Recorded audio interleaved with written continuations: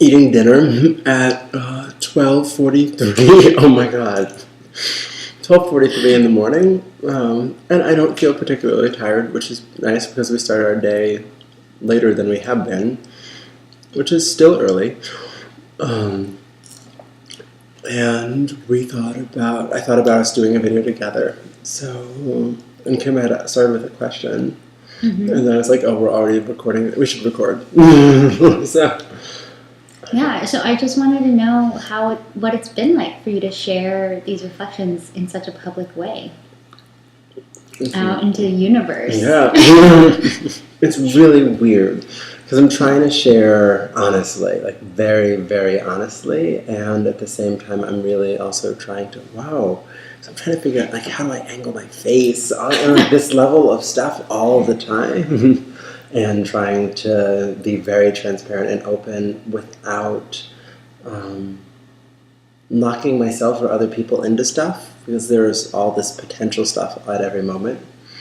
And so trying to like be open to, okay, there are many potentials, and trying to really, what's hard for me is staying out of an evaluation of folks or an evaluation of myself over the day. And staying in just like what it is. And so that's been, I think, the most awkward part is to how can I speak honestly about people in a way that isn't evaluating them. Mm-hmm.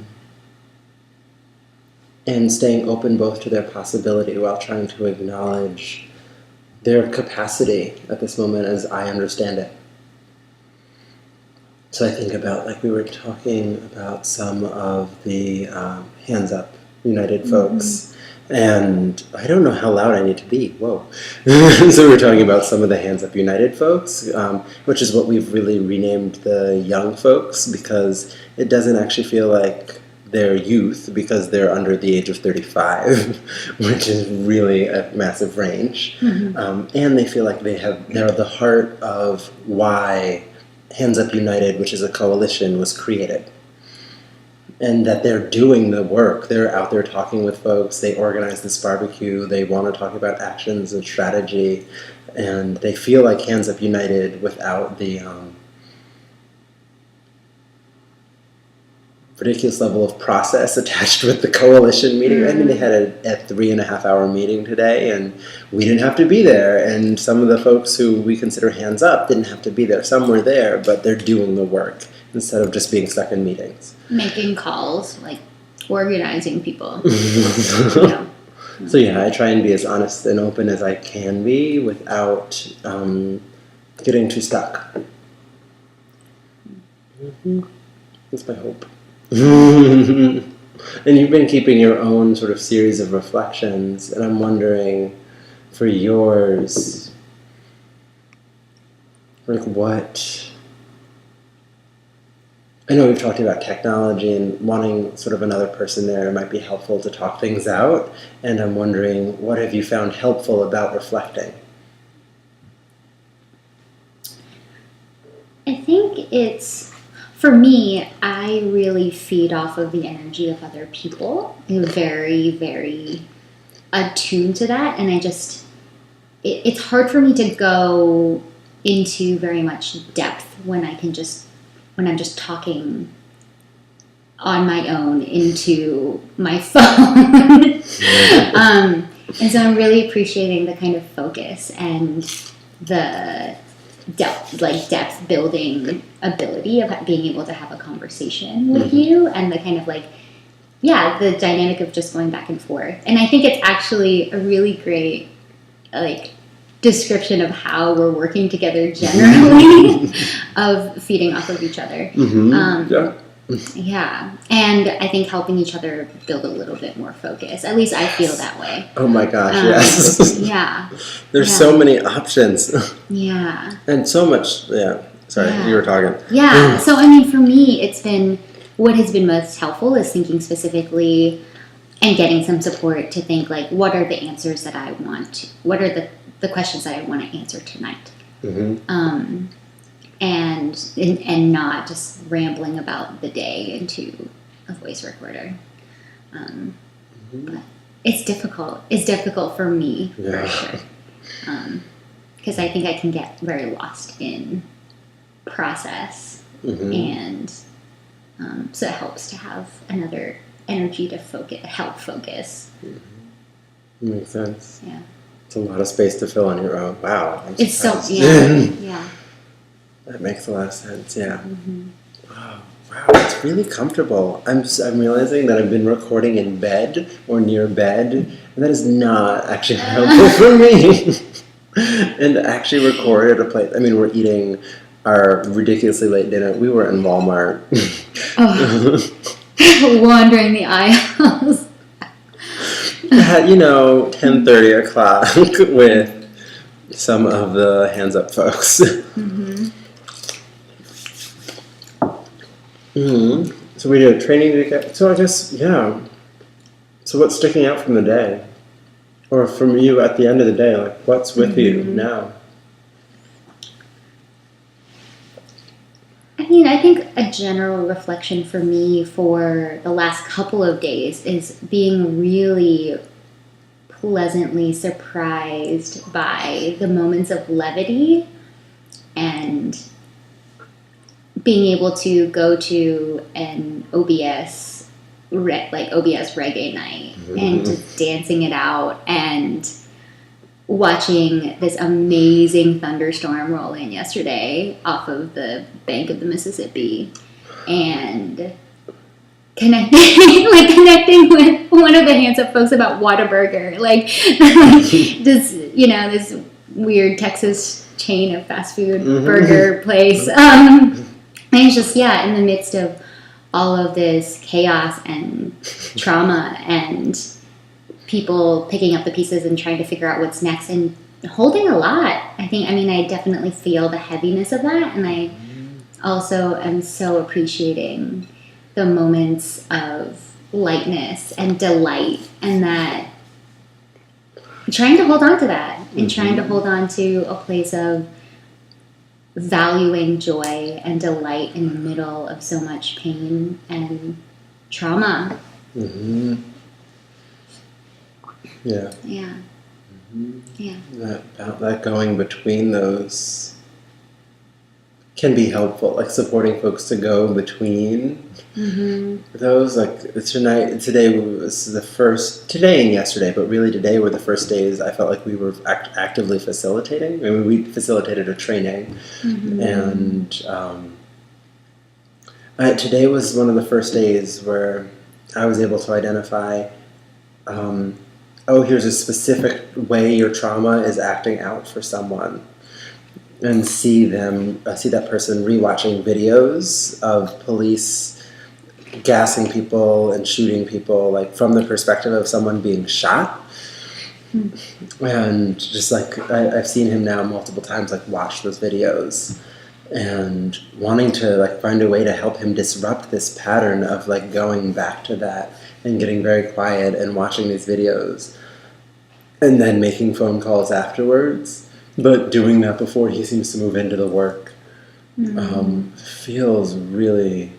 It's rooting himself in that violence feels really hard, and feels toxic in a way that a poison can feel toxic. It just slowly ripping a part of him, and seeing his face during that time really stood out to me. And then in the training, when we created some moments for folks to just talk about actions they've been a part of. They were able to really go into it in a way that they were able to then pull out of it without seeming like they were dissociating. Instead it was, that happened and this other thing is also happening. And so helping folks start to get some flex. But I just, in that training, over and over hearing, y'all need to talk. Y'all want to just talk about what your experience was and need some space to talk and share and express, and that feels high priority. Yeah. Alongside the when planning that training, we kept saying it needs to be light, and it stayed light, and it was fun. It didn't get people stuck, but there is a desire to both go in and to keep moving that I'm noticing. Yeah. I want to talk a little bit about also just in this training, there's one section that we opened up to talk about fears specifically. And I think that could have been an opportunity for folks to fall into that, right? And to go into how scary, because they have these experiences to draw from about how scary it is to go up against a line of riot cops and a completely militarized, in a scenario where there's so much potential for brutality and brutality that happened. And I was really excited to hear about one of these hands up folks. He kind of used the metaphor of a kid getting Christmas presents, not expecting to get presents on Christmas, to the feeling of support that he got after being arrested. So specifically legal support. And that I think moving through an exercise of talking about fear that could have gotten people into a place of even feeling even more discouraged to do direct action and even more disempowered was amazing to be able to watch that. I can feel like I could read it in his body language too. I mean, he was talking about being shot by police officers, and like in the course of 3-4 minutes, shifted dramatically.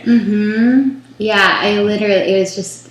I think that's going to stay with me for a while. Just the look on his face. He was like, "It's like getting presents on Christmas. You don't think you're going to get any presents." And so that was. I was really grateful for that. And what supported you to ask that question? Because you asked him that next question that brought him to really finding a place to ground and share the joy of his experience. So, like, what for you helped you ask that question? I wasn't sure that I was going to do it, really, up until the last second. I didn't want that section that we were doing on fear to really.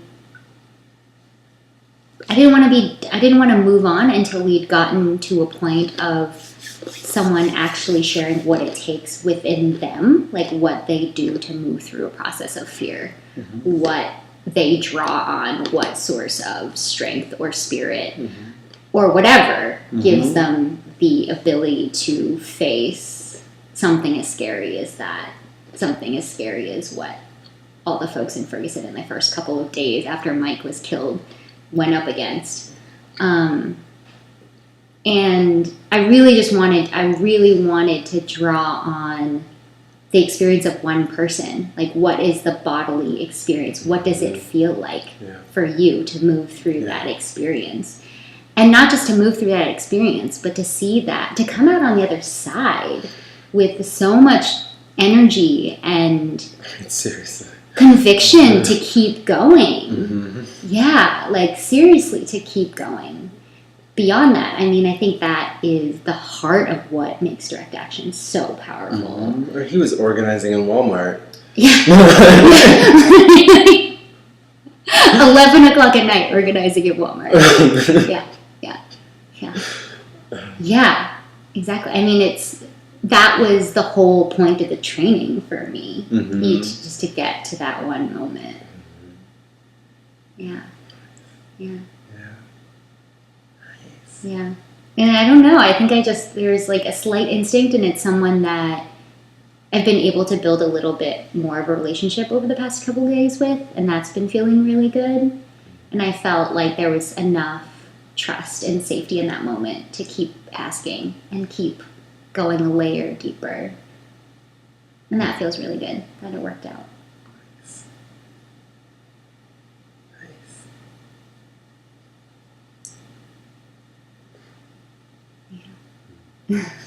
So I'm excited. It's just, Yeah. You're like remembering it now. It's really good.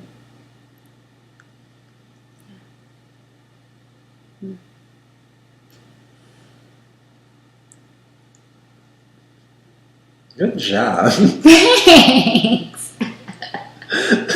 So awesome. Yeah.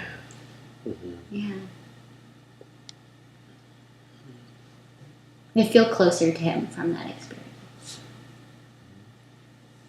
Mm-hmm. And he clearly felt closer to you for the rest of the evening. Mm-hmm. And so much more in it. I mean, he didn't want to... We wanted to leave after the training was done. It was an hour afterwards, and he was on the phone talking with people. And we didn't know what he was talking about. He was trying to get people to an event on Friday and get them to start thinking about actions and supporting them, to negotiate with other people who were angry with them that they work for the government. And they're like, I can't be public about all these actions. Like, he was just like in there with folks. And so that in a way that I've seen him show up, and he has the capacity to show up, but his commitment shifted. And he stated that his commitment shifted.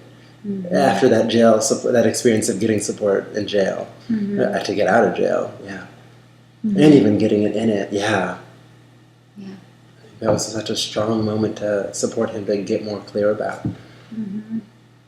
Nice.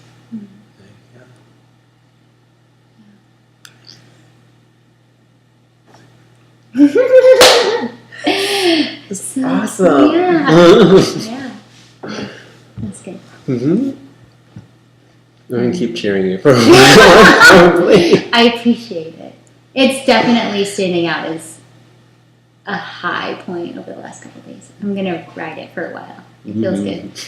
Yeah. He's one of the strongest organizers on that Hands Up crew. And to support him to have like an anchor like that, I think he'll really reap a lot as he even mentors and works alongside other folks. Yeah. I want to get him to a TSAT. I really do. I still have been like, I would love to get him to a TSAT. I bet he would go. I bet he would too. Yeah. Yeah. He would be great. Yeah. So there's I'm trying to find a way to pivot and shift. And one of the things I was appreciating when you talked was the realism. So what I appreciate about the video is eventually I feel like I need to turn to the camera and be like, this is the reality right now. Break the fourth wall. Yes. Like you said, in Ferguson, in the days after Mike Brown was killed, just to remember, Michael Brown was a person, and wow, a moment that does still stick out with me that I didn't process earlier on was going to Canfield. You haven't gone yet. I haven't. I'm like, don't go. I was so upset to be there, and I'm still upset to be there because I didn't think anyone should be there. This march on Saturday changed routes and then went to Canfield, and I was trying to find two of the Hands Up organizers, the new organizers to CROP, and so I went there looking for them with the march because I told them that I would connect with them, and I didn't expect to be in Canfield. And I just remember seeing the straw on the ground to soak up blood that people had to put out there for him, and that's still there as a memorial.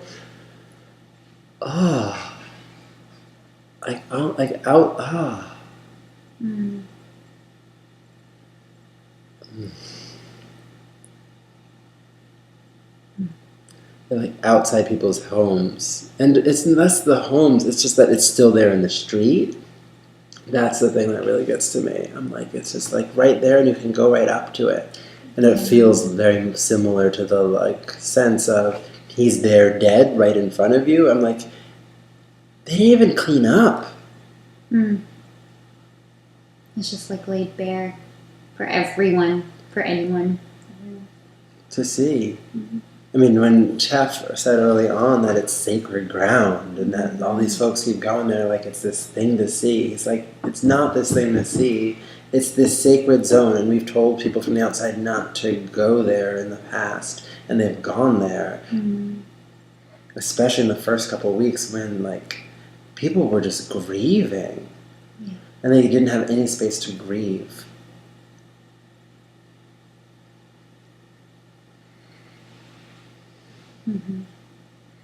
And I could feel how that ground was so...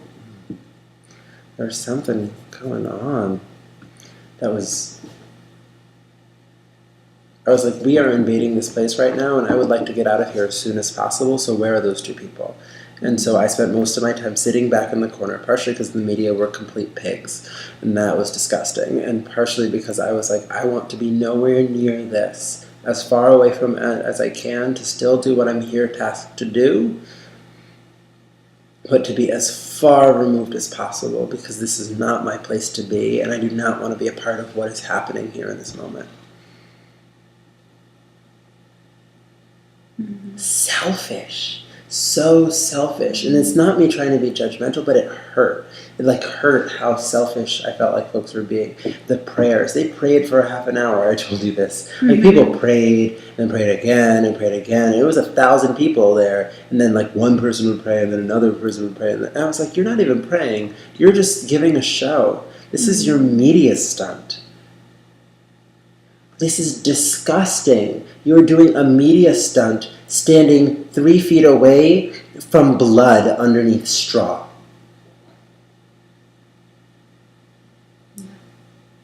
What is wrong with you?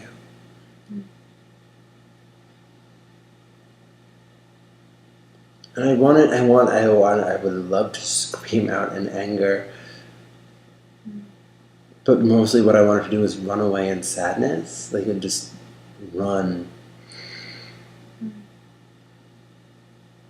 Just curl up and run. It hurt so much to be there with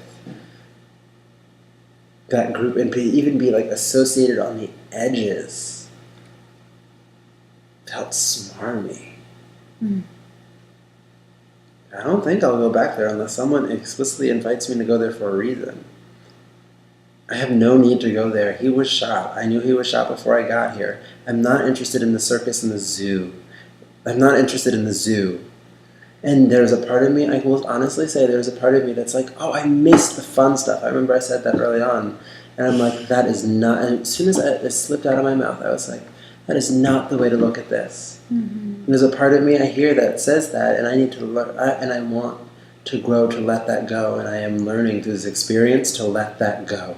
To let go of wanting to show up just for the show of it, and to show up for the heart work of it, the loving of the pain, and that means there's pain there and there's love there, but there's pain there. To show up being like, y'all are getting hurt. What can I do to support y'all?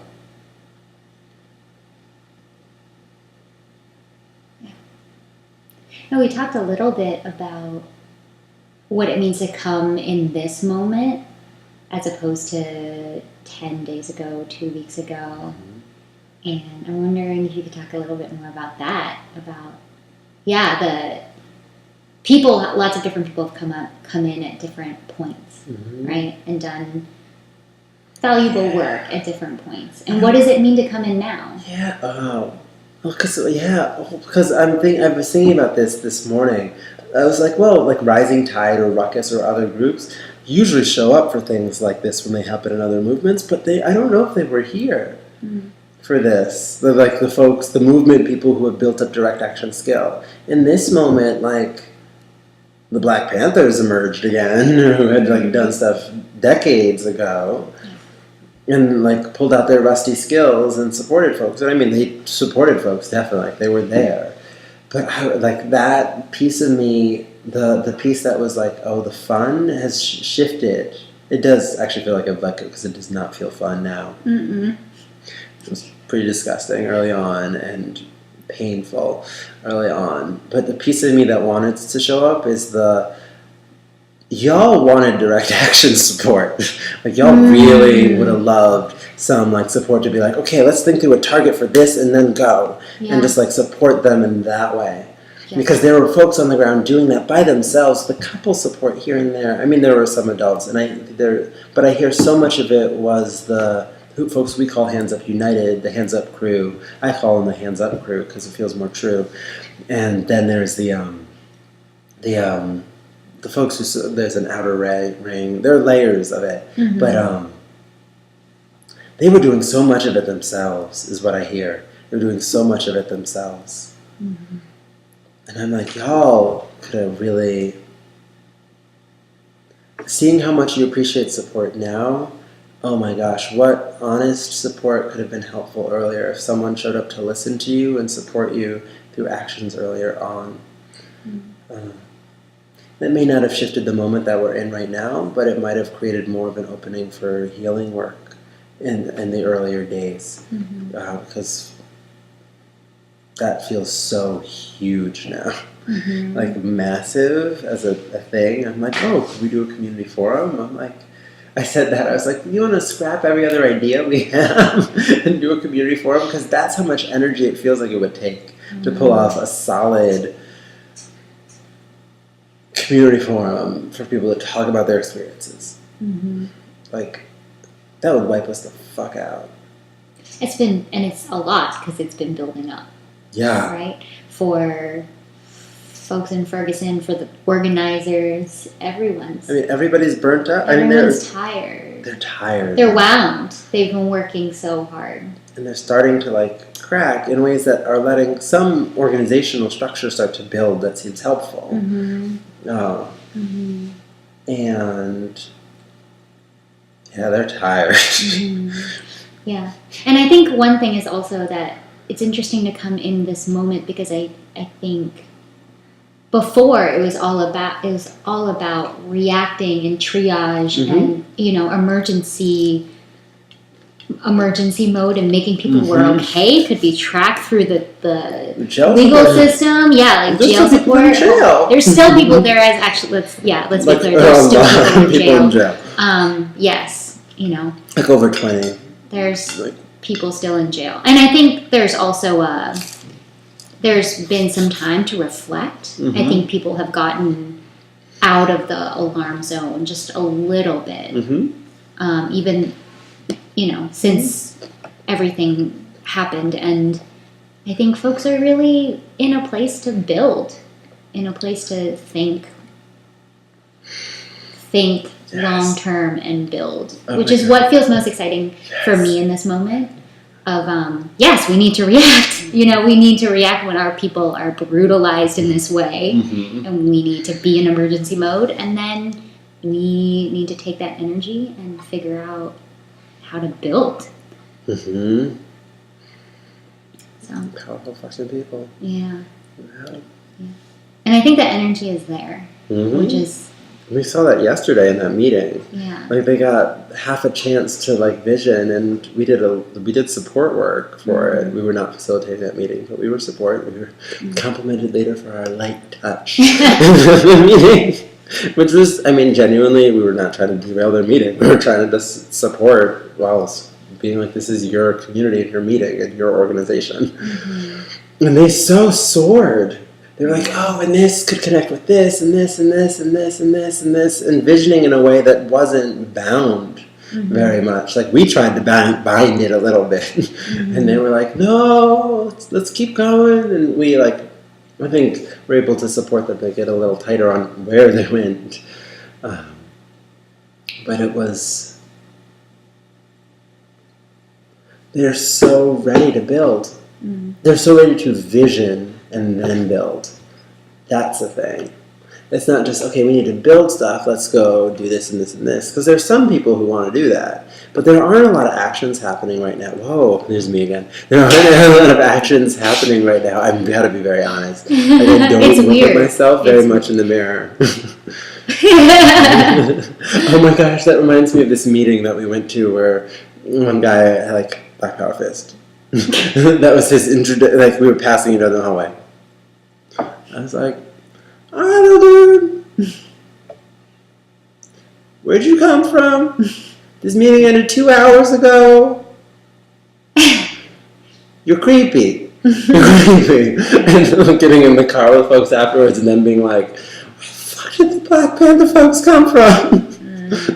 And it was, they also are appreciating them, but also being like, y'all weird sometimes. Just because there's so many people trying to pull folks' attention, but that sidetracked me from the actual reality that folks are wanting to vision and then build. There are not a lot of actions right now. Folks want actions, but they want to get together and figure out what they could be first. And that feels like a big piece of what we're here to support is folks being able to get together to figure that out. That would be so much fun if that happened. Yeah. Yep. I'm excited that we did a direct action training today. I'm so excited about because I want to support that. Yeah, I don't, and I think I want that to happen, and I think other folks do too. Mm-hmm. There's lots of energy around it. Yeah. What if we did one in Canfield? Yeah. Not in Canfield. I meant in Ferguson. In Ferguson. Not in yes, Canfield. we should do one. Yes, we should do one in Ferguson. Not in Canfield. Yeah. And some new faces showed up, and that was really fantastic to connect with even more folks. Yeah. Plenty. More is also Missourians Organized for Reform and Empowerment, who helped host that training. Yeah. There are folks, who did show up and who are excited about their Friday rally. Mm-hmm. And others who are excited about whatever else they can do. Mm-hmm. Yeah. That was nice. Yeah. Mm-hmm. Yeah, you're right. Mm-hmm. Cool. Mm-hmm. I'm gonna eat some more fries. Yeah. Because they're just sitting there in front of me. Oh my gosh, this is our yeah. So, yeah. This is helpful.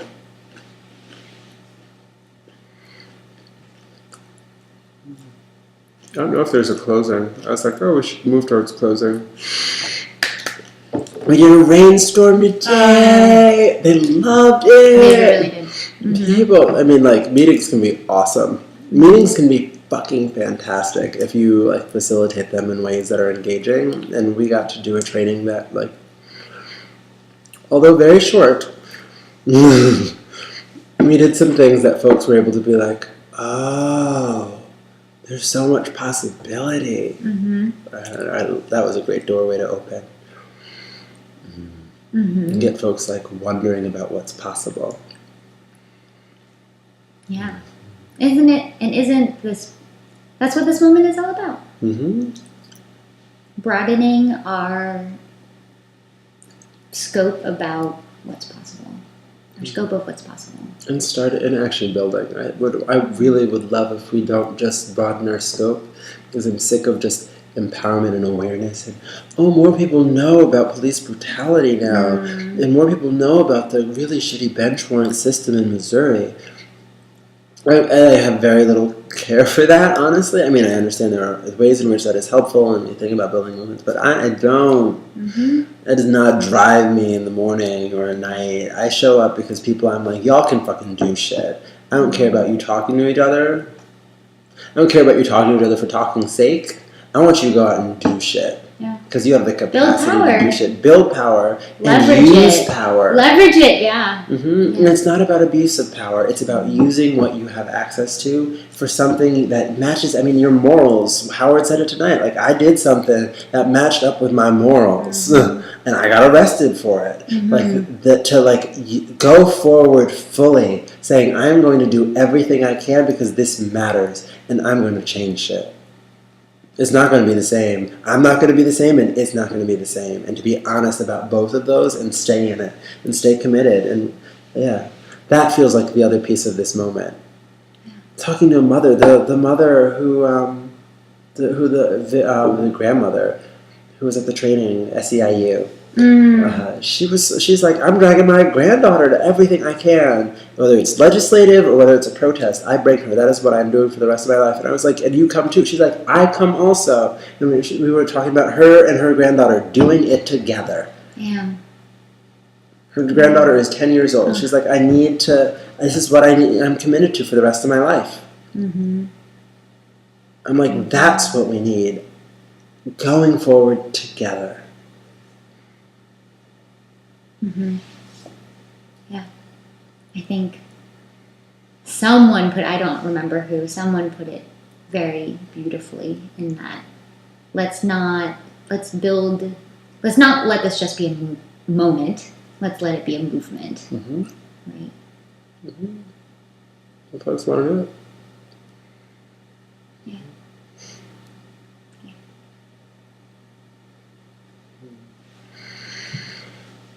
Well, thank you. Thank you for inviting me into the strangeness and awkwardness of bearing your soul to the world. Yes. See how I can strew the world for the internet? Mm-hmm. Yeah.